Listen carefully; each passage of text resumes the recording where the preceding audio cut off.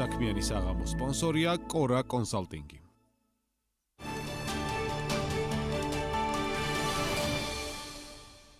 PMCG კვლევითი ცენტრის დასაქმების ტრეკერის მიხედვით 2025 წლის მარტში ადამიანების რაოდენობა, რომლებიც იღებენ თვიურ ხელფასს, გაიზარდა 2024 წლის შესაბამის პერიოდთან შედარებით 0.3%-ით, ხოლო 2023 წლის შესაბამის პერიოდთან შედარებით 5%-ით. განათლების მინისტრის მტკიცებით უწყება სკოლებში უფასო კვების პროგრამაზე მსჯელობას აგრძელებს, როგორც ალექსანდრე წულაძე. რუსთავი 2 ეთერში განაცხადა სხვა უწყებებთან ერთად განიხილება სხვადასხვა მოდელი ამ პრობლემის გადასაწყვეტად. მსოფლიო ბანკი ელის, რომ 2025 წელს საქართველოში ეკონომიკური ზრდა 5.5% იქნება, ხოლო 2026 წელს 5%. მიმდინარე წლის იანვართან შედარებით ბანკს წელს საქართველოს მთლიანი შიდა პროდუქტის ზრდის პროგნოზი 0.5%-ით აქვს შემცირებული. 2026 წლის 5%-იანი პროგნოზი უცვლელად არის დატოვებული. ლარის კურსის სტაბილურობისა და საერთაშორისო ბაზრებზე ნედლი ნავთობის პლატის ფასის შემცირების ტენდენციის შენარჩუნების პირობებში საცალო ფასები ქვეყანაში მოკლევადიან ჭრილში უნდა შემცირდეს. ამის შესახებ საავტომობილო საწვევის ბაზრის მონიტორინგის შედეგებში აღნიშნული. მოგესალმებით, ეს საქმიანი საღამოა, გადაცემა ბიზნესზე, ეკონომიკაზე და გეოპოლიტიკაზე. ჩვენი ამ გადაცემის ავტორები გიორგი თოლორდავა და გიორგი არონია ვართ. დავიწყოთ.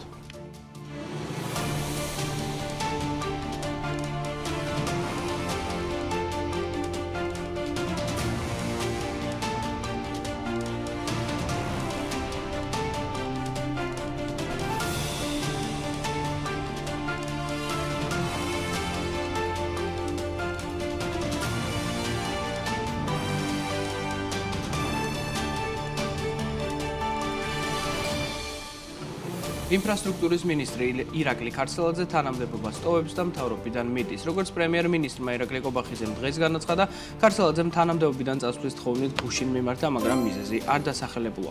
მნიშვნელოვანია გარემოება, რომ რეგიონული განვითარების და ინფრასტრუქტურის სამინისტროს დაყოფის შემდეგ ქარცელაძეს ინფრასტრუქტურის სამინისტრო უნდა ჩაებარებინა და ამ თანამდებობაზე უკვე დანიშნული იყო კიდევაც. ზოგადად სამინისტროში ის პირველად 2021 წელს გამოჩნდა. ქარცელაძის შემდეგ ინფრასტრუქტურის სამინისტროს რევას სოხაძე უხელმძღვანელებს, რომელიც ქართული ოცნების წევრია. წლების განმავლობაში სოხაძე კერძო სექტორში მუშაობდა 2017 წლიდან კი თბილისის საკრებულოში გადაინაცვლა, სადაც სამგორის მაჟორიტარული ოლქიდან მოხვდა.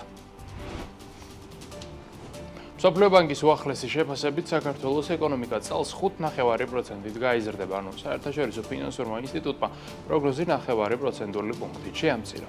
რაც უცვლელია 2026 წლის პროგნოზი, რომელიც მსოფლიო ბანკის შეფასებით 5%-ია. საქართველოში ეკონომიკური აქტივობის შესაძლოს შენელებას მსოფლიო ბანკი რეგიონული მიზეზებით ხსნის. ამასთან უშუალოდ საქართველოსთან მიმართებით ფულადი გზავნილების შემცირებაც სახელდება, რის დინამიკასაც ბოლო თვეების და წლების განმავლობაში ვხედავთ.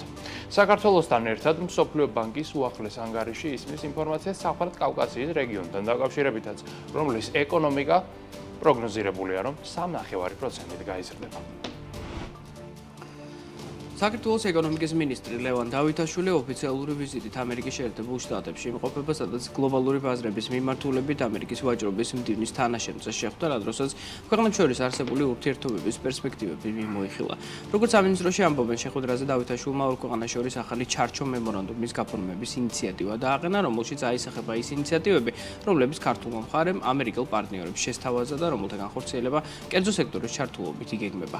ლევან დავითაშვილის განცხადებით, წელს ვაჭრობის დეპარტამენტი ქართული კომპანიების წარმომადგენლებს უმასპინძლებს, ხოლო სექტემბერში დეპარტამენტის წარმომადგენლები საქართველოში ჩამოვლენ. ამერიკის შეერთებულ შტატებში იმყოფება საქართველოს ფინანსთა მინისტრიც, რომელიც იქ საერთაშორისო სავალუტო ფონდის და მსოფლიო ბანკის წარმომადგენლებს შეხვდა. ლაშახუციშვილის შეფასებით, საერთაშორისო ფინანსური ინსტიტუტები მზადყოფნას და მხარდაჭერას გამოთქვამენ იმ პროექტების მიმართ, რომელთა პირობები უკვე შეთანხმებულია. ამ შემთხვევაში იგულისხმება როგორც შავი ზღვის წყალქვეშა ელექტროკაბელის პროექტი, ასევე ადამიანური კაპიტალის განვითარების 500 მილიონიანი პროგრამა.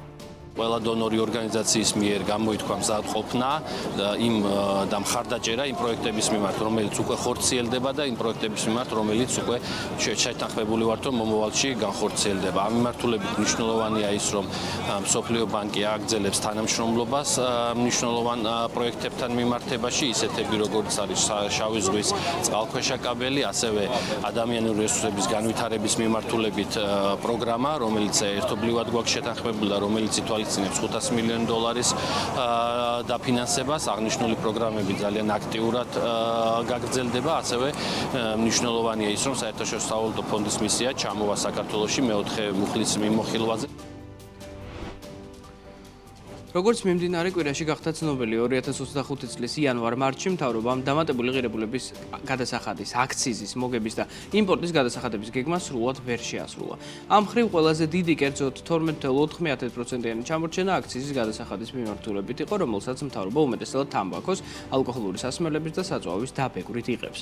მნიშვნელოვანია გარემოება, რომ ჯამში პირველ კვარტალში მთავრობამ 5 მილიარდ 400 მილიონი ლარის გადასახადები აკრიფა, ანუ ჯამურად პირველი კვარტალის საპროგნოზო მოცულობა 102.3%-ით შეივსო. აღნიშნული დიდწილად სხვა გადასახადების სახით მიღებული შემოსავლის მიღებით გახდა შესაძლებელი, რადგან ამ მიმართულებით მთავრობამ 130 მილიონი ლარი მოაპილიზა, რაც საპროგნოზო მოცულობის 271%-ზე მეტია. მაშინ რატომ ვერ შესრულდა გადასახადების გეგმა? დღეს ამ თემაზე ფინანსთა მინისტრის მოადგილემ ისაუბრა. აქციზის გადასახადის შესაბამისი კვოტის ვერ შევსებას გიორგი კაკაურიძე თამბაქოსთან დაკავშირებულ ახალ რეგულაციებს უკავშირებს. მინისტრის მოადგილის თქმით, თამბაქოზე დაწესებულმა ახალმა რეგულაციებმა იმპორტიორ კომპანიებს პროდუქტების წინასწარ მომარაგება აიძულა, ხოლო მოგვიანებით იმპორტი შემცირდა. მთავრობის პროგნოზით აქციზის გადასახადის დანაკლისი მომდევნო კვარტალებში აღმოიფხვრება. მინდა უფრო დეტალურად შევეხო გადასახადებსაც, იყო DGG-ზე თავიდან რომ DGG ვერ სრულდებოდა, თუმცა ნახეთ რომ საბოლოო ჯამში DGG შესრულდა, ზუსტად იმდენით არის გაზრდილი გასულ წელთან შედარებით, რამდენითაც დაგეგმილი გვაქვს 2025 წლის ბიუჯეტში. ფინანსთა სამინისტრო სოციალურ მედიაში გავრცელებულ ინფორმაციას გამოეხმაურა, თითქოს შემოსავლების სამსახური კომპანიებს გადასახადების გადახდას წინასწარ სთხოვს.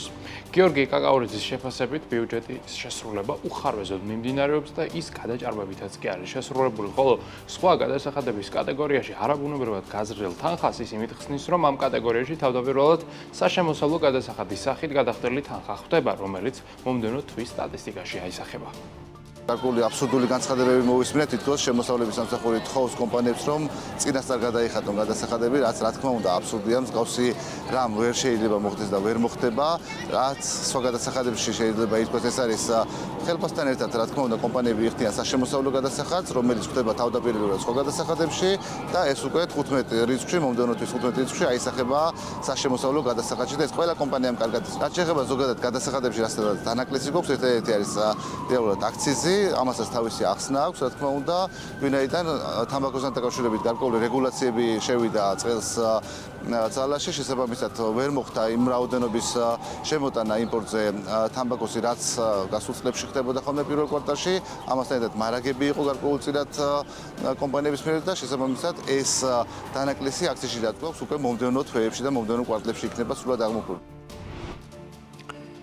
ვისულ ჯგუფში შემავალმა კომპანია MP Development-მა $7.7 მილიონ ღირებულების 2 წლიანი არასუბორდინირებული და არაუზრუნველყოფილი ობლიგაციები გამოუშვა, რომელთა საპროცენტო განაკვეთი წლიური 8.5%-ით განისაზღვრა.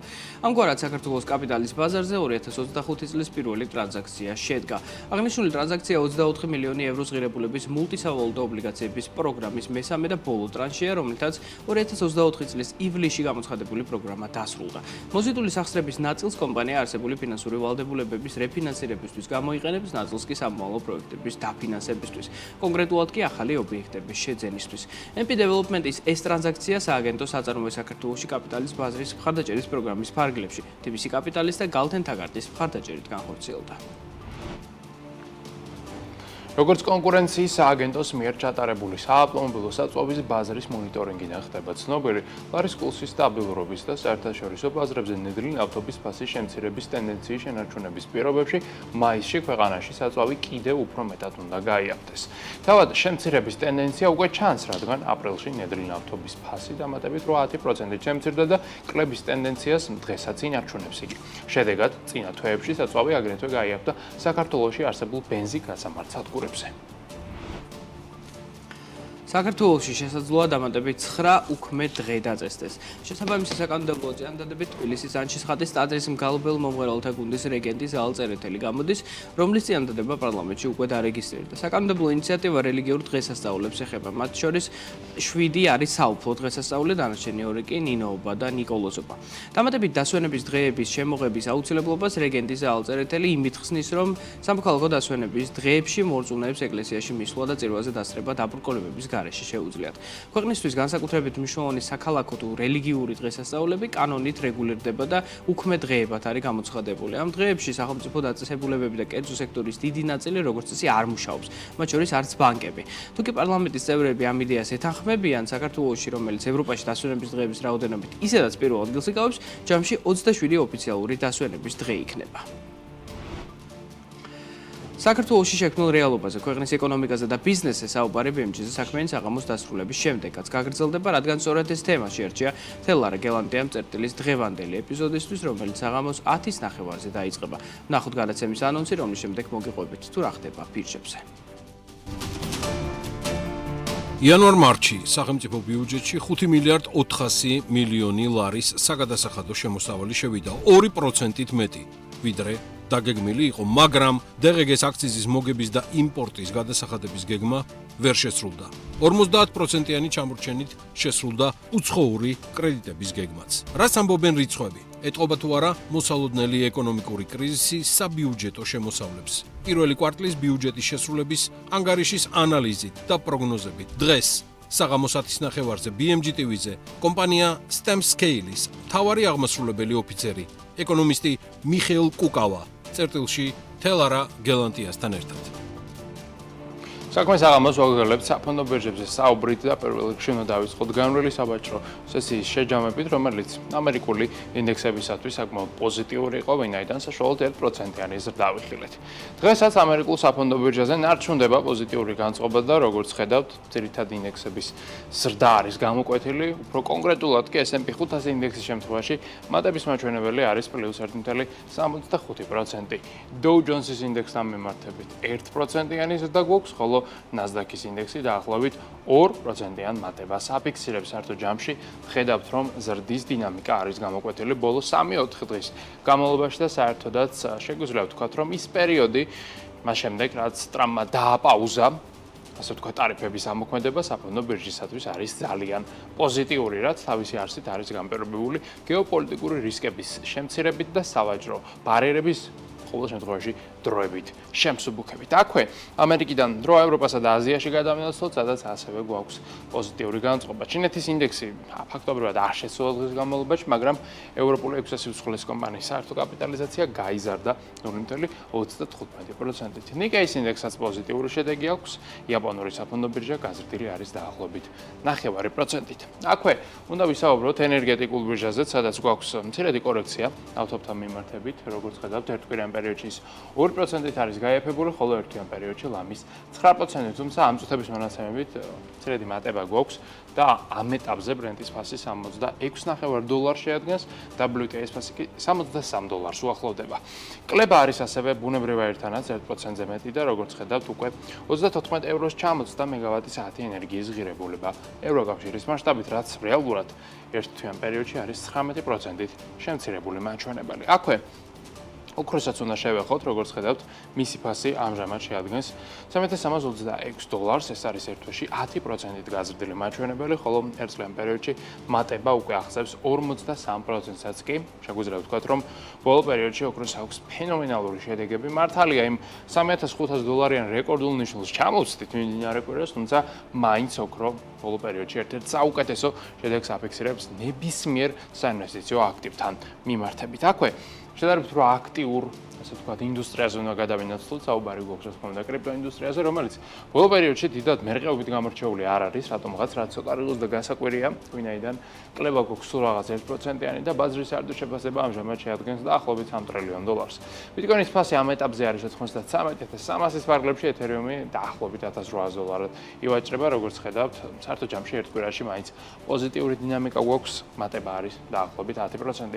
კაპიტალიზაცია ამ ყველაფრის ფონზე ეთერიუმის 213 მილიარდია, ბიტკოინის კი $1.352 მილიარდი.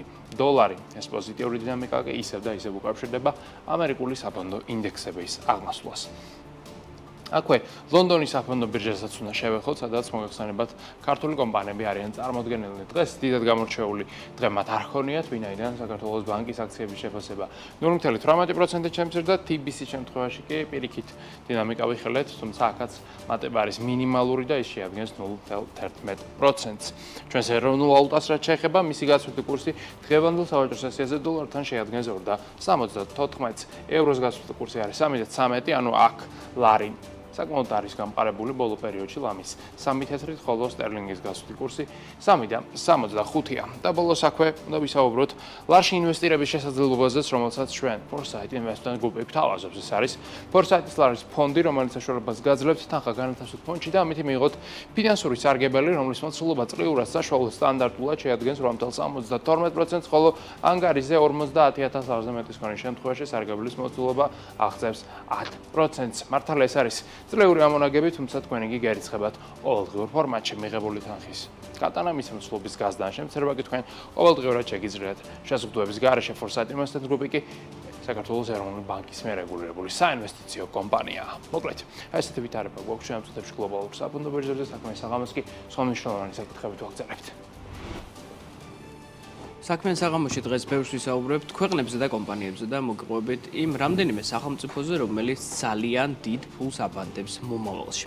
მომავალში გულისხმობა კვლევა და განვითარება, ეგრეთ წოდებული R&D, ერთ-ერთი სფერო, სადაც შეიძლება ფულის დაბანდება. ეს სფერო არ გამოირჩევა ძალიან დიდი უკუგებით მოკლევადი ამ პერიოდში, მაგრამ თუ კი საკმარისი რაოდენობის თანხა და ადამიანური და გონებრივი კაპიტალი იქნება ჩადებული ამ მიმართულებით, რამდენიმე ათეულ წელიწადში ქვეყანა შეუძლია იმაზე გაცილებით დიდი პროგრესი დადოს, ვიდრე ეს სხვა ვითარებაში იქნებოდა შესაძლებელი. ამის ნათელი მაგალითი არის არაერთი და დღეს სწორედ ამ ქვეყნებზე მოგიყვებით, რომელთაც გადაწყვიტეს, რომ დეკადების წინ ძალიან დიდი ფული და რესურსები ჩაედოთ სწორედ კვლევაში და განვითარებაში და დღეს ისინი მოწინავე ქვეყნები არიან. დღეს ასევე საქმიან საღამოში ტრადიციულად ბევრს ვისაუბრებთ გეოპოლიტიკაზე და მსოფლიოში მომხდარ სიახლეებზე. ამ მიმართულებით ბოლო პერიოდში საინტერესო ამბები ნამდვილად არ გვაკლდება და გამონაკლისი არის დღევანდელი დღე არ ყოფილა, ასევე შევეხებით იმ ყველაზე მნიშვნელოვან მოვლენებს, რაც არის დაკავშირებული კონფლიქტების მოგვარებასთან თუ მის ესკალაციასთან. მანამ სანამ მოგიყვებით თუ რა მოხდა დღეს მსოფლიოში, გაგაცნობთ ძალიან საინტერესო ისტორიას ამერიკის შეერთებული შტატების და მისი ეკონომიკის შესახებ. ამერიკის შეერთებული შტატების ერთ-ერთი უდიდესი ბანკი საგანგაშო პროგნოზს ავრცელებს. Morgan Stanley-ის შეფასებით, მსოფლიოს ნომერ 1 ეკონომიკაში დღეს არსებული ვითარება იმაზე უფრო გაურკვეველია, ვიდრე ეს პანდემიის დროს იყო. არაბუნებრივად მაღალი ტარიფები და სავაჭრო ომით გამოწვეული ინფლაციური რისკი ამერიკის შეერთებული შტატების ფედერალურ რეზერვს რთული გადაწყვეტილებების წინაშე აყენებს, რამაც შესაძლოა ქვეყანაში ეკონომიკური ზრდის შენელება ან სულაც რეცესია გამოიწვიოს. Morgan Stanley-ის მთავარი საინვესტიციო ოფიცრის Mike Wilson-ის შეფასებით, კორპორაციული ამერიკა მნიშვნელოვან ტრანსფორმაციას გადის, ხოლო კომპანიები შემოსავლის და წმინდა მოგების საპროგნოზო მაჩვენებლებს ერთმანეთის მიყოლებით ამცირებენ. Bloomberg Intelligence-ის შეფასებით, თუ წლის დასაწყისში S&P 500-ში შემავალი კომპანიები წმინდა მოგების გაზრდას საშუალოდ 11.4%-ით პროგნოზირებდნენ, ამჟამად პროგნოზი 6.9%-მდე შემცირდა, რაც საკმაოდ მკვეთრი და იშვიათი ვარდნაა. შეგახსენებთ, რომ მსოფლიოში არსებულ გაურკვევლობასთან დაკავშირებით ანალოგიური შეფასება რამდენიმე კვირის წინ ევროპის ცენტრალური ბანკის ვიცე-პრეზიდენტმაც გაავრცელა. ლუის დე გინდოსის შეფასებით, დონალდ ტრამპის პოლიტიკა საერთაშორისო თანამშრომლობაზე დაფუძნებულ მულტილატერალურ სისტემას ძირს უძღრის, რაც დიდი კულტურული და აზრობითი ცვლილებაა, რომელიც გაურკვევლობას წარმოშობს მთელ მსოფლიოში. შედეგად პრეზიდენტმა გლობალურ გეოპოლიტიკაში და ეკონომიკაში იმაზე დიდი გაურკვევლობა შემოიტანა, ვიდრე თავად პანდემია. აგრეთვე არასახარბიელო ინფორმაცია ტრამპის სამშობლოდანაც ისმის, რადგან მსოფლიოს უდიდესი ბანკის JP Morgan-ის შეფასებით, ამერიკაში რეცესიის დაწყების ალბათობა 60%-ია. მსოფლიოს უდიდესი ეკონომიკის ზრდის შენელებაზე საუბრობენ დიდი ამერიკული კომპანიების ფინანსური დირექტორები, რომელთა 60%-ის ვარაუდით რეცესია მიმდინარე წელს დაიწყება. ამ ყველაფრის ფონზე ეკონომიკურ პრობლემებზე IMF-იც საუბრობს, რომელმაც გლობალური ეკონომიკური ზრდის საპროგნოზო მაჩვენებელი 3%-ზე ნაკლებად ჩათვალა. საქმიან საღამოს ვაგრძელებთ გეოპოლიტიკური მნიშვნელობის მოვლენების განხილვით და ერთ-ერთი ყველაზე მნიშვნელოვანი სიახლე, რომელსაც დღეს უნდა შევეხოთ, ეს უკავშირდება ამერიკა-ჩინეთის სავაჭრო სატარიფო ომს. ჩინეთის ხელისუფლებამ გავრცელა ძალიან საინტერესო ოფიციალური განცხადება, როგორც ჩანს, საგარეო საქმეთა სამინისტრო ამბობს, რომ ამერიკასთან არანაირი სახის ოფიციალური მოლაპარაკებები ამჟამად პეკინს არ აქვს.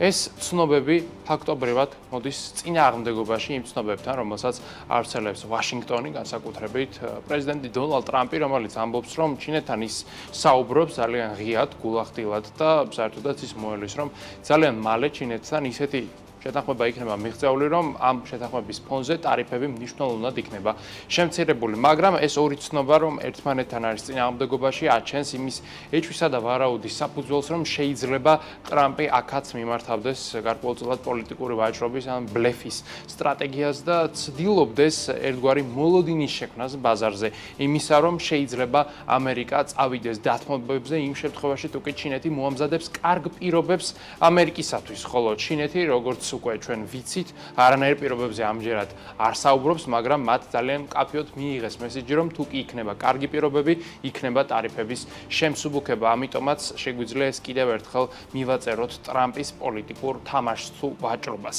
აქვე ისიც უნდა ითქვას, რომ თავად ეს მოლოდინი ტარიფების შემსუბუქებასთან დაკავშირებით ძალიან პოზიტიურად აისახება საფონდო ბირჟაზე, ვინაიდან ბოლო ერთი კვირის განმავლობაში ფაქტობრივად ყოველდღიურად ამერიკული ინდექსების ზრდა ფიქსირდება, მატება უკვე არის ძალიან სერიოზული და ფაქტობრივად შეგვიძლია ვთქვათ, რომ ზოგიერთ კომპანიას უკვე აქვს კორექციის გამოსწორების ფაზაც, კი მას შემდეგ რაც ტრამპმა გამოაცხადა გათავისუფლების დღე და მთელ პლანეტას გამოუცხადა სავაჭრო ომი. იმ დროს იყო პანიკა, ახლა უკვე ინვესტორები არიან შედარებით დაწყნარებულები, რადგანაც მათ აქვთ მოლოდინი, რომ ამერიკა და ჩინეთი ერთმანეთში მორიგდებიან და მიაღწევენ ისეთ შეთანხმებას, რომელიც ორივე მხარისათვის სარგებლის მომტანი იქნება, რადგანაც სატარიფო ომი არც ერთ მხარეს არანაირ ფინანსურ სარგებელს არც ერთ რეალობაში არ მოუტანს. სატარიფო ომის გარდა ომი მიმდინარეობს უკრაინაში და ამ ომის მოგვარების საკითხში რეალურად დონალდ ტრამპის პრეზიდენტ გამოცხადებამდე იყო თავად ჩართული ამერიკის შეერთებული შტატები, მაგრამ შეიძლება ამ ყველაფერზე თქვას უარი დონალდ ტრამპმა. ეს არის ის განაცხადი, რომელიც ვრცელდება ოფიციალური თეთრი სახლის მიერ, მათ შორის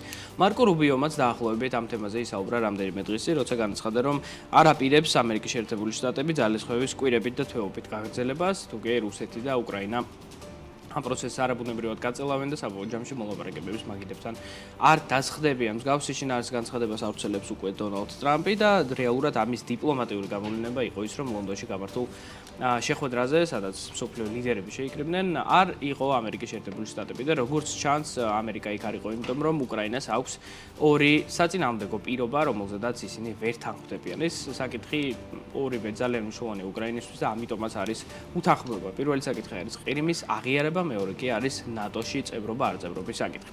ყირიმის აღიარება, როგორც ჩანს, არის ერთ-ერთი საკითხი, რომელსაც ამერიკა აყენებს, უпростоროდ რუსეთი აყენებს და უკვე მოგვიანებით ამერიკა თვლის, რომ ეს არის ერთ-ერთი მნიშვნელოვანი საკითხი იმისთვის, რომ ომი დასრულდეს.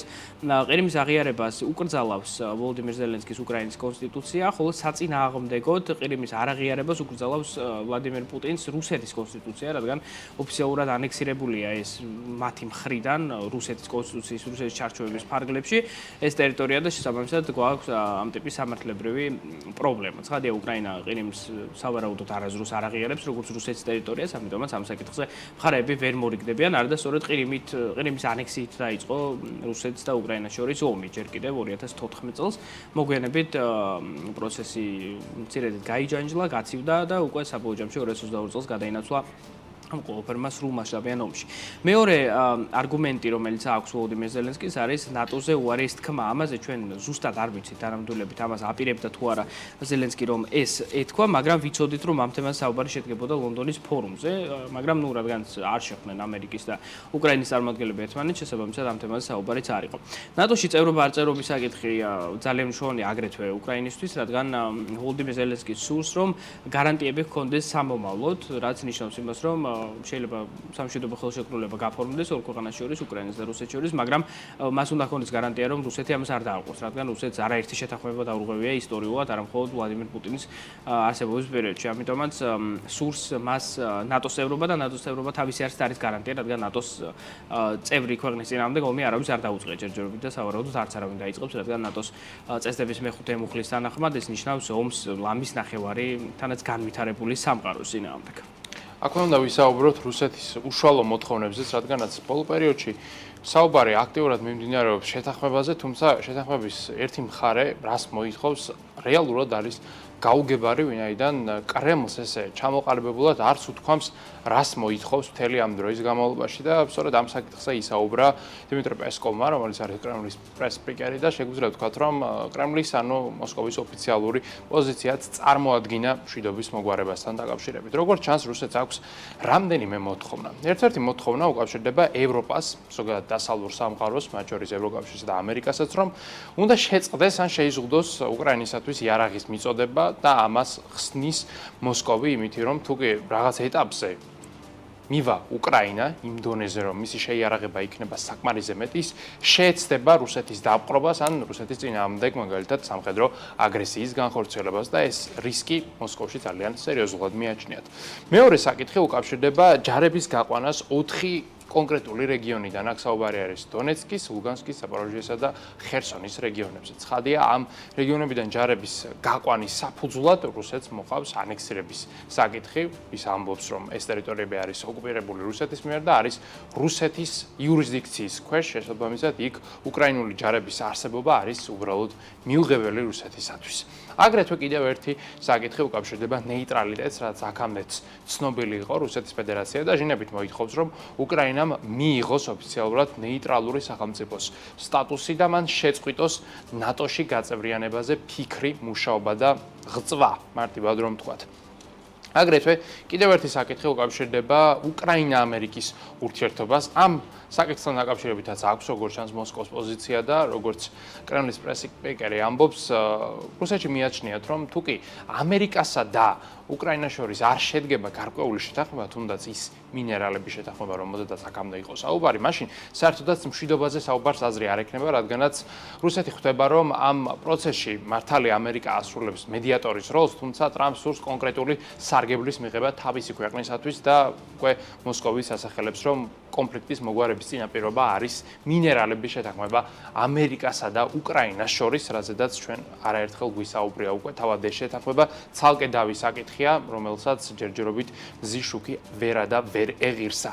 აქვე კიდევ ერთი მნიშვნელოვანი საკითხი დგას და ეს უკავშირდება უკრაინაში გამავალ მილსადენს, რომელიც იდეაში არის რუსეთის საკუთრებაში, რომლის დახმარებითაც რუსული ბუნებრივი აირი გაედინებოდა ევროკავშირის ტერიტორიაზე, შესაბამისად გარკვეული ნაწილი ამ მილსადენისა იყო უკრაინის ტერიტორიაზე მოქცეული, რომელზედაც უკრაინას აქვს ამჟამად კონტროლი და რომელიც ამჟამად არის ბლოკირებული უკრაინის მიერ. როგორც ჩანს, მოსკოვში აქვს ერთი ესეთი საინტერესო მოსაზრება. თუ კი მინერალების შეთანხმება შედგება ამერიკასა და უკრაინას შორის, მაშინ ამერიკამ უნდა მიიღოს ამ მილსადენზე კონტროლი და შემდეგ უკვე რუსეთი თავად გააფორმებს ახალ ხელშეკრულებას ამერიკასთან. კერძოდ აქ შუა მედიატორი კომპანია იქნება, რა თქმა უნდა, გაზპრომი, ამერიკულ მხარეს კი რომელიმე ამერიკული ენერგო კომპანია გადაიბარებს, შესაბამისად შეიძლება აქ ვიხილოთ გარკვეული გარიგება გაზპრომსა და მაგალითად შევრონს შორის, რაც არ ვიცი რამდენად რეალისტური სცენარია, მაგრამ მოსკოვში ეს რეალურად წარმოუდგენია. საერთოდ ჯამში ვხედავთ, რომ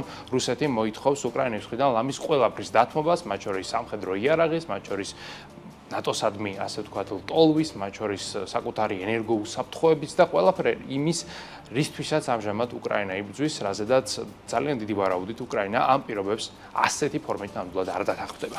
რუსეთ-უკრაინის ომი არის ერთ-ერთი ყველაზე მასშტაბური ომი, რომელიც მიმდინარეობს მსოფლიოში, მაგრამ ჩვენ მას ასე ხშირად იმიტომ განვიხილავთ, რომ ჩვენც ამ რეგიონში ვართ, მიუხედავად იმისა, რომ სხვა რეგიონებში ომები და სხვა ტიპის დაძაბულობის კერები არსებობდა რუსეთ-უკრაინის ომის დაწყებამდეც კი ერთ-ერთი ასეთ კერა არის ინდოეთსა და პაკისტანს შორის, ეს არის ორი აზიური გიგანტური სახელმწიფო, ორივე ბირთვული ძალა, რომელთაც ძალიან დიდი ხნის განმავლობაში აქვთ საკმაოდ მტრული დამოკიდებულება ერთმანეთის მიმართ, მიუხედავად იმისა, რომ რეალურად ეთნიკურად ამ ერებს შორის ძალიან დიდი სხვაობა არ არის, ძირითადად სხვაობა არის რელიგიური, პაკისტანის მხარეს მუსლიმები არიან, აქეთ კი, ძალიან მრავალფეროვანია ინდოეთის რელიგიური პალიტრა, მაგრამ ძირითადად ჰინდუ რელიგიის წარმომადგენლები არიან, მაგრამ ეს მეორე ხარისხოვანი. ამ ორ ქვეყანას შორის ურთიერთობა ისედაც დაძაბული იყო და ახლა უფრო მკვეთრად დაიძაბა, რადგან ინდის წყლის შეთანხმების შეჩერების გადაწყვეტილება მიიღო როგორც ჩანს ინდოეთმა, რაც ითვალისწინებს ძალიან მარტივ ენაზე რომ ვთქვათ იმას, მდინარეები რომლებიც ერთ ქვეყნიდან მეორეში მიედინება, ისინი რეგულირდება სხვადასხვა ტიპის ზოგადი რეგულირებით და კანონებით, რომლებიც არის მიღებული სხვადასხვა ქვეყნებს შორის, რადგან თუ კი ერთი ქვეყანა, რომელშიც ჯერ გაედინება მდინარე, აკრძალავს უკვე ამ მდინარის კალაპოტს და დატოვებს ან ძალიან უდიდეს მეგაჰერცს ააშენებს და ამით წყლის მიწოდება შეზღუდავს მეორე ქვეყანას, მაშინ მეორე ქვეყანა კარგავს რეალურად ბუნებრივ რესურსს და ამისთვის არსებობს საერთაშორისო სამართალში ცნებები ამ ტიპის რეგულაციებთან დაკავშირებით, მაგრამ როგორც ჩანს, ინდოეთი გეგმავს, რომ საკუთარი პოლიტიკური ძალაუფლება ასე მოიპოვოს პაკისტანზე და გეგმავს კონკრეტული მდინარეების ნაკადების შეზღუდვას, რაც ნიშნავს იმას, რომ პაკისტანის ეკონომიკის ის ნაწილი, რომელიც იმ კონკრეტულ მდინარეებზე იქნება კი არა არის დამოკიდებული, ძალიან რთულ დღეში აღმოჩნდება, რადგან მათ უბრალოდ წყალი არ იქნება, წყალი თუ არ არის, უკვე ვიცით, რომ ძალიან ბევრი რამ არ არის, მით უმეტეს ასეთ განვითარებად ქვეყნებში, როგორც ან ერთია, ან მეორე. ამიტომაც საწინააღმდეგო ნაბიჯებით გამოვიდა პაკისტანი და ძალიან ბევრი გადაწყვეტილება მიიღო, მათ შორის არის მაგალითად ვიზების მოქმედების შეჩერება, რომლებიც არის ინდოეთის მოქალაქეებისთვის პაკისტანში, აგრეთვე არის სხვა ტიპის მსგავსი გადაწყვეტილებები, სასაზღვრო პუნქტების დახურვა, დიპლომატიური კავშირების გაწყვეტა, რომელიც შეიძლება მივიდეთ საბოლოო ჯამში და მოკლედ, ვითარება მაინც კარგი არ არის ამ რეგიონში, მაგრამ არ უნდა დაგვეწყოს, რომ ისტორიულად საკმაოდ რთული კერაა ეს, მათ შორის სხვა ქვეყნებთან მიმართებითაც, იქ ნეპალიც ახლოს არის, ჩინეთსაც აქვს საკუთარი ინტერესები, ქაშმირის რეგიონიც კი, რომელიც ასეულების განმავლობაში ლამის არის უკვე დავის საგანი. აქვე კიდევ ერთ საინტერესო საკითხზე უნდა ვისაუბროთ, რაც უკავშირდება ენერგეტიკას, ენერგეტიკულ სექტორს და საერთოდ იმ ყველაფერს, რაც იყო ერთდროს დაანონსებული, დაპირებული, მაგრამ არ აღსრულებული. მოგახსენებათ, ტრამპი როდესაც მოვიდა ხელისუფლებაში, მისი ერთ-ერთი მთავარი დაპირება იყო ის, რომ მის მიერ მიღებული გადაწყვეტილებების შედეგად ამერიკული ენერგეტიკული სექტორი აღორძინდებოდა და მიაღწევდა განვითარების ისეთ მასშტაბებს, რომელსაც ის არასდროს არ ყოფილა აქ.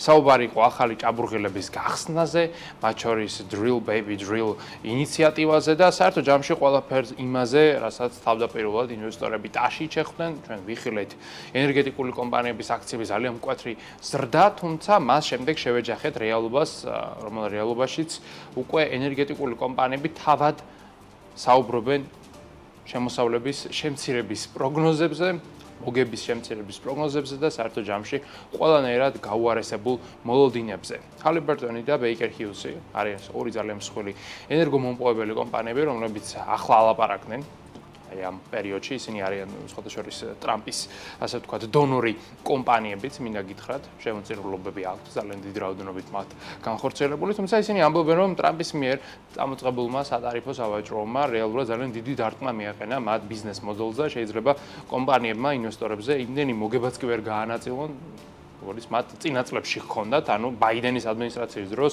მათ უფრო დიდი სარგებელი ჰქონდათ მიღებული, ვიდრე ტრამპის ადმინისტრაციის პერიოდში, რაც ცოტა არ იყოს და უცნაურია. ასევე ეს კომპანიები საუბრობენ იმაზეც, რომ არანაირი ჭაბურღილების გახსნა აღარ იგეგმება, რადგანაც მოთხოვნა აღარ არსებობს, ვინაიდან არის შიში, არის მოლოდინი რეცესიისა, ხოლო რეცესიის მოლოდინში როგორც წესი კომპანიები გაფართოებას წყვეტენ, ადამიანები მობილობას ზღუდავენ და საერთოდ ჯამში ყველა გადადის კამრების შემოჭერაზე, ხოლო ნეგატიური მოლოდინები როგორც წესი შემდეგ უკვე თავად იწვევს ეკონომიკურ რეცესიას, ამიტომაც ენერგოკომპანიები ძალიან აქტიურად მიუთითებენ უკვე იმ ყველაფერზე, რომ ტრამპის ეს გადაწყვეტილებები საერთოდ არ არის შესაბამისობაში მის წინასაარჩევნო დაპირებებთან და რეალობა არ გამოდგა ისეთი, როგორცაც ეს ადამიანები თავის დროზე ელოდნენ. ხო, უნდა ვნახოთ, შეიძლება ტარიფები საბოლოო ჯამში გადაიხადოს ტარიფების პოლიტიკა, მაგრამ მანამდე ძალიან ბევრი რამ არის მოსახდენი სხვადასხვა მიმართულებებით. ენერგეტიკა არის ამერიკისთვის ერთ-ერთი მნიშვნელოვანი სექტორი და აგრეთვე არის ფარმაკოლოგია, რადგან ლამის ყველა დიდი ფარმაკოლოგიური კომპანია, რომელიც პლანეტაზე არსებობს, დაფუძნებულია ამერიკის შეერთებულ შტატებში, თითქმის ყველა, იმიტომ რომ არის ერთი კომპანია Novo Nordisk, რომელიც დაფუძნებულია დანიაში და არის რეალურად ევროპის ერთ-ერთი უდიდესი კომპანია, თავის დროზე იყო კიდევაც ყველაზე დიდი კომპანია, რაც უკავშირდებოდა ერთ ძალიან საინტერესო მოლეკულას, რომელსაც Novo Nordisk ყიდ და რამდენიმე მიმართულებით, ეს არის ცნობილი ოზემპიკის და ვეგოვის სახელით. ოზემპიკი არის დიაბეტის სამკურნალო საშუალება, ნეიმსი, ხოლო ვეგოვი არის იგივე ტიპის ნეიმსი, იგივე ტიპის მოლეკულაზე ბაზირებული, მაგრამ ის არის სიმსუქნის საწინააღმდეგოდ, უბრალოდ დოზებში არის სხვაობა, თორე შინაარსობრივად ეს პრეპარატი არის ერთი და იგივე, ის მუშაობს ისე რომ ადამიანს ნაკლების ჭამა სურს და რეალურად შიმშილის ჰორმონი ხო, შიმშილის ჰორმონი იკლებს და ადამიანი რეალურად ნაკლებს ჭამს. ანუ ამაში არაბუნებრივი არაფერი არ არის, რეალურად ნაკლები ჭამით იკლებს ყოველთვის ადამიანი და არა სხვა რაღაცეებით, რადგან თერმოდინამიკის კანონს ვერ გავეცემ. კანონით ეს არის ასე, ენერგია უნდა გარდაიქმნას სხვა რაღაცით და მათ შორის აგრეთვე ნაკლები კალორია უნდა მიიღოს და კალორიულ დეფიციტში უნდა იყოს ადამიანი იმისთვის, რომ წონაში დაიკლოს. მოკლედ, თავის დროზე ძალიან დაიბუსტა Novo Nordisk-ის აქციები და მოგვიანებით უკვე სხვა კომპანიებიც წამოიწევდნენ, მათ შორის Eli Lilly არის ერთ-ერთი ამერიკული დიდი კონგლომერატი, რომელმაც სხვა შორის ცოტა ხნის წინ ტესტირების გადაუსწრო ხო და ტესტირების შესახებ ინფორმაცია გავრცელა. ოღონდ ამ შემთხვევაში საქმე გვაქვს არა ნემსთან, არამედ ტაბლეტთან, რომელიც ფაქტობრივად იგივე შედეგს იძლევა, რასაც იძლევა ოზემპიკი, რაც ნიშნავს იმას, რომ ტექნოლოგია არის გაცილებით წინ, რადგან ტაბლეტის მიღება გაცილებით მარტივია, გაცილებით იაფია, გაცილებით პრაგმატულია ნებისმიერ მომხმარებლისთვის, ვიდრე ნემსის გაკეთება. ცხადია, მიუხედავად იმისა, რომ ოზემპიკის ნემსი თუ არ მეშლება გარკვეული პერიოდულობით თვეში ერთხელ ან რამდენიმე კვირაში ერთხელ არის გასაკეთებელი, მიუხედავად ამისა, ტაბლეტის მიღება ცხადია უფრო მიღებულია და კომერციულად გაცილებით მარტივი გასაღებია ტაბლეტი კომპანიისთვის, ვიდრე ცხადია შესანახადაც და თან ანუ ზოგს ნემსის ეშინია ძალიან მარტივი მიზეზიც ეს არის ტაბლეტის დალევაკი. ესეთ რთული არ არის. მოკლედ, ამ ყველაფრის ფონზე Eli Lilly-ის აქციების ფასი გაიზარდა ლამის 15%-ით, ხოლო Novo Nordisk-ის აქციების ფასი შემცირდა 7%-ით, რაც ნიშნავს იმას, რომ მოკლედ მიხვდნენ ინვესტორები, რომ ამერიკულ კომპანიას გაცილებით უკეთესი შედეგები აქვს ტესტირების მიმართულებით, ვიდრე აქვს მეორე კომპანიას და რეალურად Novo Nordisk-ის ფასები ბოლო პერიოდში ისედაც შემცირებული იყო, დიდი დაღმასვლა აქვს ამ კომპანიას 10% პროცენტის შუალედში, რაც მეანიშნებს იმ ჯერ მეანიშნებს საბაზო ეფექტზე, რადგან ძალიან დაბუსტული იყო ეს აქცია დროთა განმავლობაში, აგრეთვე ცუდ შედეგებზე, რომლებიც ერთმანეთის მიყოლებით გამოაქვეყნა Novo Nordisk-მა თავის დროზე ითქვა, რომ შესაძლოა დაკავშირებული იყოს სხვადასხვა დაავადებების გამოწვევასთან, ოზემპიკის და ვეგოვის გამოყენება და ასე შემდეგ, მაგრამ და არც ახალი პრეპარატი აჩვენებს მათ კლინიკურ პროექტში კარგ შედეგებს. რადგან ახალი პრეპარატიც, ანუ ცხადია ყველა ეს კომპანია დაახლოებით ერთ და იგივე რაღაცებზე მუშაობს ყოველთვის და Novo Nordisk-საც აქვს pipeline-ში მსგავსი ტაბლეტის და სხვადასხვა ტიპის პროდუქტების გამოშვება, მაგრამ ის ტაბლეტი არ არის ისეთ ეფექტიანი, როგორც უნდა იყოს და ცხადია არ არის ისეთ ეფექტიანი, როგორც არის Eli Lilly-ის, შესაბამისად აქ მარტივ კონკურენციასთან გვაქვს საქმე. საბოლოო ჯამში ჯერ ძალიან დიდი ხანი უნდა ამ ყველაფერს, რადგან პრეპარატის შექმნა შეიძლება 10 წლეული დაჭირდეს, მოგვიანებით უკვე FDA-ისგან დასტურის მიღება შეიძლება 1-5 წელი მაინც დასჭირდეს, ამიტომ ძალიან გრძელვადიან პერსპექტივაში ვუყურებთ. მაგრამ ფაქტი ერთია, რომ ამ ტიპის პრეპარატებმა შეცვალეს სამყარო, ძალიან ბევრი ადამიანი იყენებს Ozempic-ს, Wegovy-ს, სხვა დასახელების და სხვა კომპანიების მიერ შექმნილ მსგავს პრეპარატებს, რაც მათ კლებაში ეხმარებათ და საბოლოო ჯამში ძალიან ბევრი კვლევაც იწერება ამის თაობაზე, რაც ამ პრეპარატს ძალიან საინტერესოს ხდის მათ შორის რიტეილერებისთვის და იმ კომპანიებისთვის, აფთიაქებისთვის, რომლებიც ამ პრეპარატებს ყიდიან. მოკლედ აი ესეთი ამბები არის მსოფლიოში და თუ კი Eli Lilly-ს ძალიან კარგად აქვს საქმე, იმავეს ვერ ვიტყვით ერთ საინტერესო კრიპტობირჟაზე, რომელსაც ცოტა ხნის წინ თავს გადახდა დიდი ჰაკერული შეტევა, რომლის შესახებაც უფრო დეტალურად დღის რიცხვის ფორმატში მოგიყვებით.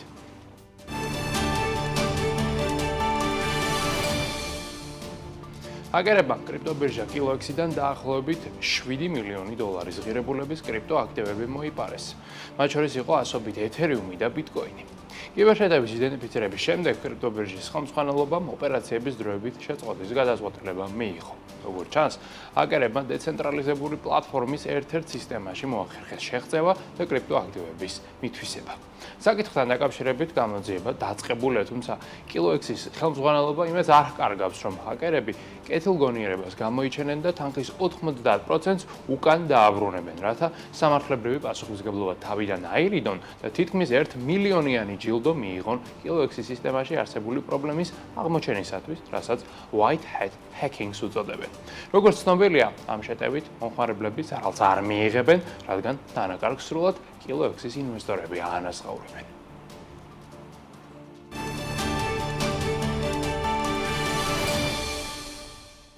1995 წლიდან, ანუ მას შემდეგ, რაც საქართველოს საერთაშორისო საფინანსო კორპორაციის წევრი და აქციონერი გახდა, IFC-მ საქართველოში დაახლოებით $2.5 მილიარდი ინვესტიცია განახორციელა. ამის შესახებ BMG-ს IFC-ში უთხრეს. როგორც კერძო სექტორის განვითარებაზე ორიენტირებულ კორპორაციაში აღნიშნავენ, საქართველოში ინვესტიცია ძირითადად საფინანსო და ენერგეტიკის სექტორებში ჩაიდო.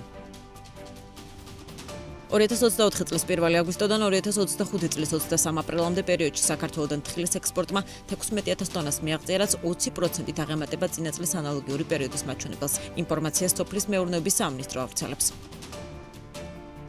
ვიზი არის მობილური აპლიკაცია და სატელეფონო მომსახურება ახლა უკვე ქართულ ენაზეა ხელმისაწვდომი. ამის შესახებ ავიაკომპანია იტყობინება. კერძოდ, შესაძლებელი ხდება სატელეფონო მომსახურების მიღება და საჩივრების ქართულად გაგზავნა. ტექნოლოგიური პროგრესი არასოდეს ჩერდება. იმისათვის, რომ ქვეყანა ამ პროცესს არ ჩამორჩეს და ყოველთვის მოწინავე პოზიციები შეინარჩუნოს, ამისთვის მან მუდმივად უნდა აწარმოოს კვლევა და ტექნოლოგიური განვითარებისთვის სერიოზული ინვესტიციაც უნდა გაიღოს. საინტერესოა, რომ R&D ერთ-ერთი ის ხარჯია, რომლის შემცირება პოლიტიკოსებს ყველაზე მეტად უყვართ. თუმცა ფაქტია, რომ ქვეყანა, რომელიც მეცნიერების, ტექნოლოგიისა და ინოვაციური სფეროების განვითარებას არ ცდილობს, ეკონომიკური დაღმასვლისათვის არის განწირული, ამის მაგალითი ისტორიაში უხვად მოიძებნება. ამჯერად წარმოგიდგენთ იმ ქვეყნების სიას, რომლებიც თავიანთ მთლიან შიდა პროდუქტთან შედარებით ყველაზე მეტ თანხას ხარჯავენ კვლევასა და განვითარებაზე. ჩვენი რეიტინგი უნდა დავიწყოთ სახელმწიფოთი, რომელიც ალბათ ყველაზე მეტად არის გამორჩეული R&D სფეროში. ეს არის ისრაელი, რომელიც ყოველწლიურად მთლიანი შიდა პროდუქტის ლამის 6.3% ხარჯავს კვლევასა და განვითარებაზე, რაც თანხობრივად არის, როგორც ხედავთ, დაახლოებით 28 მილიარდ 300 მილიონი დოლარის ეკვივალენტი. ცხადია, ამ თანხას მხოლოდ ქვეყნის ბიუჯეტი არ გამოყოფს, აქ ძირითადი კონტრიბუცია მოდის კერძო სექტორის მხრიდან, თუმცა მაინც ყველა სხვა ქვეყანასთან შედარებით ისრაელზე მეც მთლიანი შიდა პროდუქტთან შეფარდებით არც ერთი სახელმწიფო ამ მიმართულებით არ ხარჯავს. სად მიდის ეს თანხა? ძირითადად სამი მიმართულების განვითარებაში. პირველი ეს არის, რა თქმა უნდა, თავდაცვა, რადგანაც ისრაელი ისეთ რეგიონშია, სადაც ზოგადად გადარჩენისათვის ბრძოლა უწევს ქვეყანას ყოველდღიურად, შესაბამისად მისი თავდაცვის სისტემები არის ზეგანვითარებული, მათ შორის ისრაელის მიერ არის შექმნილი რკინის გუმბათი, რომელიც იმდენად მაღალ ტექნოლოგიური რამ არის, რომ მისი შეძენა ამერიკასაც კი სურს. აგრეთვე არის დავითის შურდული, რომელიც არის ერთ-ერთი საუკეთესო სარაკეტო სისტემა, რომელიც საერთოდაც ოდესმე შექმნილა და მათ შორის ისრაელს აქვს ერთ-ერთი საუკეთესო დრონების სისტემაც და მათ შორის არაერთი სხვა სისტემა, რომელსაც ის ყოველდღიურად იყენებს იერიშის მოგერიების პროცესში. კიდევ ერთი მნიშვნელოვანი, ასე ვთქვათ, სფერო ისრაელისათვის არის კიბერუსაფრთხოება და ასევე არის, რა თქმა უნდა, დაზვერვა. ამ საკითხებზე ზედმეტი კომენტარების გაკეთება არ არის საჭირო, რადგანაც ვიცით, რომ კიბერუსაფრთხოების სფეროში წარმოდგენილი კომპანიების უდიდესი ნაწილი არის ან ისრაელში დაფუძნებული, ან არის შექმნილი ისრაელური წარმოშობის ანტრეპრენიორების მიერ.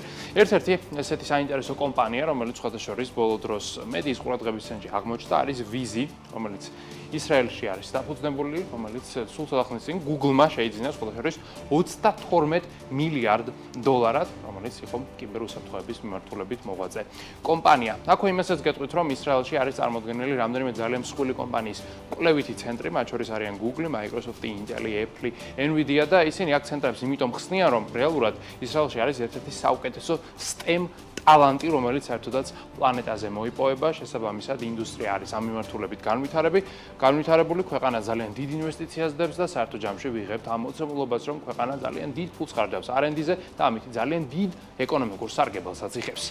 ახლო აღმოსავლეთის რეგიონში რეგიონიდან უნდა გადავინაცვლოთ ახლა შორეულ აზიაში და კერძოდ ქვეყანაში, რომელიც არის სამხრეთ კორეა, რომელიც სხვა შორის 60-იან წლებში დაახლოებით იყო პლანეტის ერთ-ერთი ყველაზე ღარიბი სახელმწიფო, რადგან მოგეხსენებათ, მაშინ კორეა ერთი ქვეყანა იყო, მოგვიარებთ ხელოვნური მიზეზების გამო დაიყო და რეალურად გახდა საჭირო ქვეყნის თავიდან შექმნა და იმ დროს კორეის ხელისუფლებამ გადაწყვიტა, რომ ძალიან დიდი ფული უნდა დაებანდებინათ ტექნოლოგიებში, 60-იან წლებში ტექნოლოგიები რა იყო კი მოგეხსენებათ, მაგრამ დღეს მოწინავე ქვეყანა არის პლანეტაზე სამხრეთ კორეა, რომელიც კვლევაში და განვითარებაში ყოველწლიურად დაახლოებით 86 მილიარდ დოლარს აბანდებს, რაც არის მთლიანი შიდა პროდუქტის 5% და ამათ ჩვენებრივ მსოფლიოში მეორე ადგილს იკავებს. ცხადია, ამერიკელთა დახმარებით მოხდა ეს ყველაფერი, რადგან სამხრეთ კორეა ამერიკის მეგობარი და მოკავშირე სახელმწიფო იყო მისი დაფუძნების დღიდან, თუ შეგვიძლია ასე ვთქვათ და აგრეთვე ამერიკის გარდა ძალიან დიდი კონტრიბუცია აქვს უდიდეს სამხრეთ კორეულ კომპანიებს, რომელთა შორის ხედავთ Samsung-ს, ხედავთ LG-ს, ხედავთ Hyundai-ს, Kia-ს, აგრეთვე ხედავთ Kakao-ს, რომელიც Kakao Talk-ით არის ცნობილი, ეს არის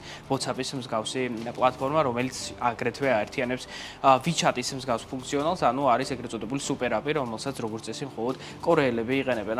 ამასთანავე ზოგადად განსაკუთრებული ინვესტიციები სამხრეთ კორეაში იდება რობოტიკაში, ბიოტექნოლოგიებში და ნახევარგამტარ განვითარებში, აგრეთვე ეკრანების წარმოება არის ერთ-ერთი საყვარელი მიმართულება და ზოგადად ელექტრონიკის წარმოება, რადგან Samsung-ი და სხვა კომპანიები, რომლებიც ამ მიმართულებით არიან, სწორედ ამ ტიპის პროდუქტებს ქმნიან, მაგრამ ერთ საინტერესო დეტალი, რაც არის კორეასთან დაკავშირებით, ის არის, რომ Samsung-იც, Hyundai-ც და ფაქტობრივად ყველა სხვა ამ ზომისა და სახელის კომპანია არ არის მხოლოდ ტექნოლოგიების წარმოდგენილი, მიუხედავად იმისა, რომ ჩვენ შეიძლება მათ ვიცნობდეთ მხოლოდ ტექნოლოგიური პროდუქტებით, Samsung-იც და Hyundai-ც აგრეთვე სამხრეთ კორეის და შესაბამისად მსოფლიოს ერთ-ერთი უდიდესი სამშენებლო კომპანიები არიან, რომლებიც სახლებით დაწყებული, ჰესებით დამთავრებული ყველაფერს აშენებენ. ასეთი ქვეყანა არის კორეა. მან როგორც ამბობენ, სამი დიდი კომპანია და ხშირად მთავრობას სწორედ ამ სამი დიდი კომპანიის პრეზიდენტები ნიშნავენ. ეს ხადია კულუარული ჭორია, მაგრამ რეალობას ის გაკვირით მაინც ეფუძნება. თუკი სამხრეთ კორეაში ეჭვი არის სამი კომპანიის მონოპოლიაზე, იგივე ვერ ვიტყვით იმ სახელმწიფოზე თუ იმ კუნძულზე, რომელზედაც ახლა უნდა ვისაუბროთ, ეს არის ტაივანი, სადაც არ არსებობს მონოპოლია. იქ არის მხოლოდ ერთი კომპანია, რომელიც არის შეიძლება ითქვას მთელი ქვეყანაც. ეს კომპანია არის TSMC, რომელიც არის პლანეტის ალბათ ყველაზე მნიშვნელოვანი კომპანია სტრატეგიული მიზნების გამო. ეს არის ნახევარგამტარების მწარმოებელი უმსხვილესი კომპანია, რომელიც ამარაგებს აბსოლუტურად ყველა კომპანიას, რომელიც თქვენ საერთოდაც გაგიგიათ. პლანეტაზე წარმოებული ლამის ყველა ჩიპი არის წარმოებული ტაივანში, რომელიც თავისი არსით არის სპეციალური ადმინისტრაციული ზონა. ის არ არის ცალკეული სახელმწიფო, მას მაგალითად ამერიკის შეერთებული შტატები ქვეყანად არ აღიარებს და ჩინეთი საერთოდაც თვლის, რომ ის კონტინენტური ჩინეთის ნაწილი უნდა გახდეს, რაც ცალკე გეოპოლიტიკური დავის ნაწილია. ამას ახლა არ შევეხებით, მაგრამ ვისაუბრებთ იმაზე, რომ ტაივანი ყოველწლიურად ფრენში და პროდუქტის ლამის 4%-ს ხარჯავს კვლევასა და განვითარებაზე, რაც თანხმობრივად არის 60 მილიარდი დოლარი.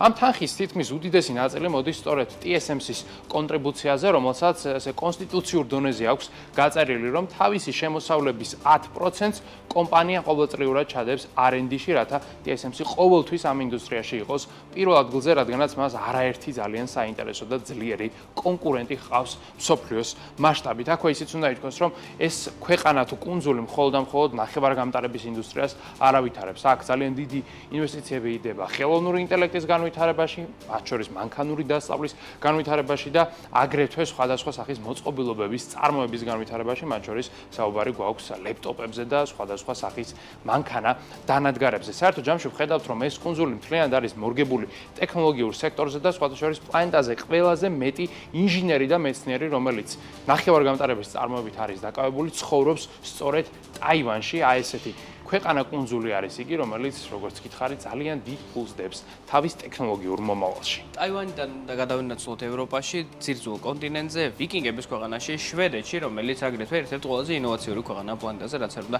უცნაური იყოს, რომელიც დაახლოებით 23 მილიარდ დოლარს ხარჯავს ყოველწლიურად კვლევასა და განვითარებაში, რაც არის მთლიანი შიდა პროდუქტის 3.6%. დროშა შვეიცარიის არის, მაგრამ საუბარი ნამდვილად არის შვედეთზე, სკანდინავიურ სახელმწიფოზე, რომელიც გამორჩეულია რამდენიმე ძირითადი ძირძველი ბრენდი. ძირძველი და არც თუ ისე ძირძველი ბრენდებით, ყველაზე დიდი შვედური კომპანია საჯარო ბირჟაზე, რომელიც არის დალისტული, არის Spotify, რომელსაც დარწმუნებული ვარ, ფაქტობრივად ყველა იყენებს, არის მუსიკალური სტრიმინგის პლატფორმა, რომელმაც რეალურად შეცვალა მუსიკალური ინდუსტრია ერთხელ და სამუდამოდ.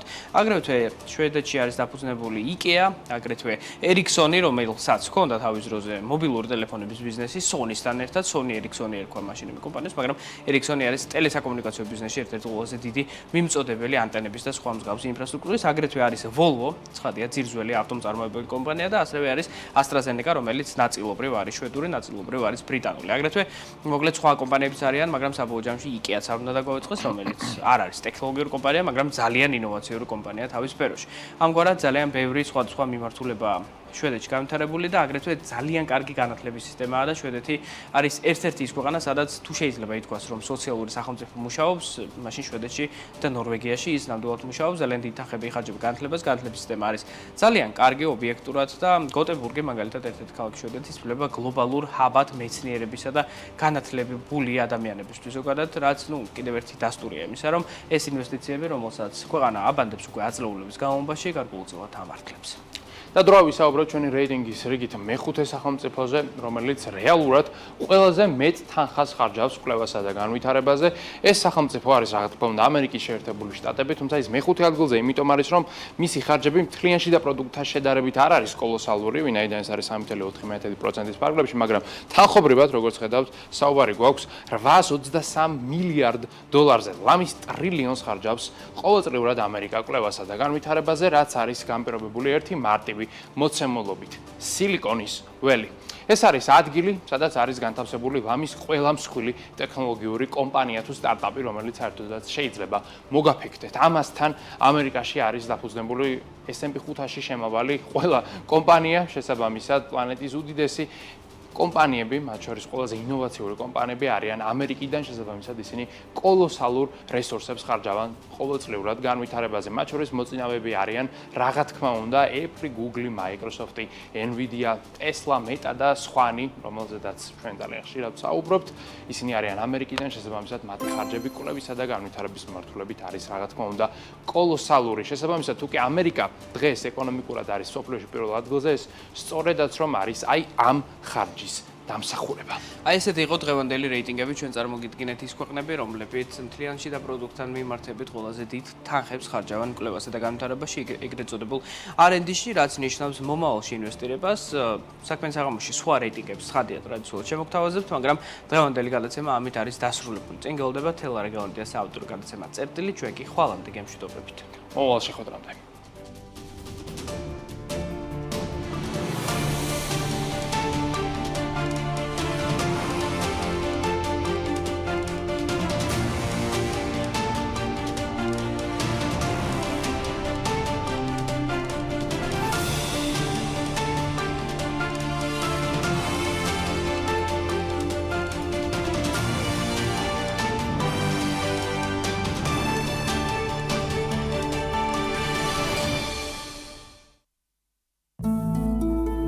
საქმიანი საღამოს სპონსორია კორა კონსალტინგი.